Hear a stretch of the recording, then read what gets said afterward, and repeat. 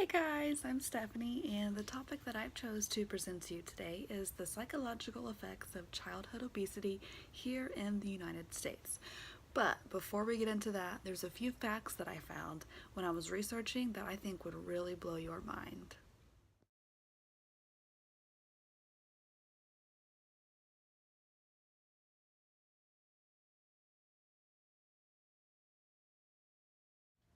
So there was a survey conducted in the United States in 2015 to 2016 that says the childhood obesity rate was 18.5%, with the majority of those kids being between the ages of 12 to 19 years old.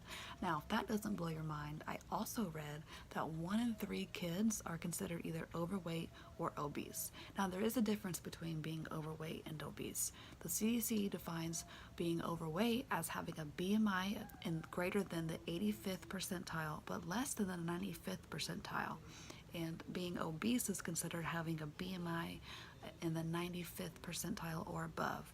So 1 in 3 kids have a BMI greater than the 85th percentile. Now let's talk about some of the psychological effects of childhood obesity. So first we have poor body image, which goes hand in hand with having low self-esteem. A child can develop low self-esteem when they feel like they may look differently than the rest of their peers. It can also come from when they idolize men and women they see on TV and the internet who are thin and muscular and pretty. Now, this can all lead to eating disorders such as bulimia and anorexia. Now, failed attempt of eating disorders is what leads into other effects such as depression, isolation, anxiety. Now, this can all lead to them being reluctant to go to school because of the taunting and the bullying. It can cause them to not want to socialize, have few friends, become sad, lonely, and angry. It can also cause them to have lack of energy and a loss of interest in any kind of physical activity, which can lead to them sleeping too much, obsessing over food, and making the whole problem worse. Now, in severe cases, the child can even start having thoughts of hurting him or herself and others.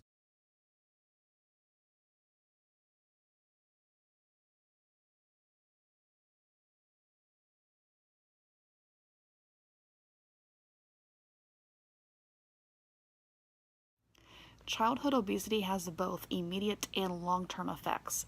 Some of the immediate effects are obese youth are more likely to have high risk factors for cardiovascular disease such as high cholesterol or high blood pressure. Obese adolescents are more likely to have prediabetes, a condition in which blood glucose levels indicate a high risk for development of diabetes.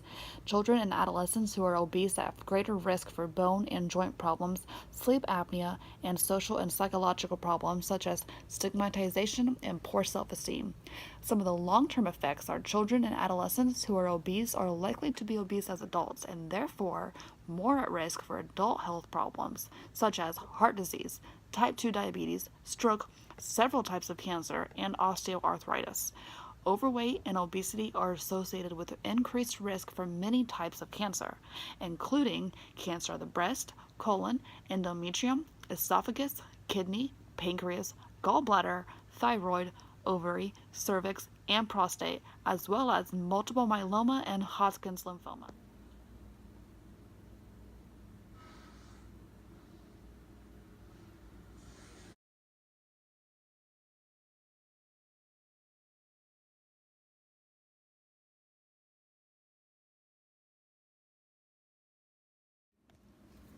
Childhood obesity is 100% preventable and treatable. Parents, when it comes to snack time for your kids, choose the right snack.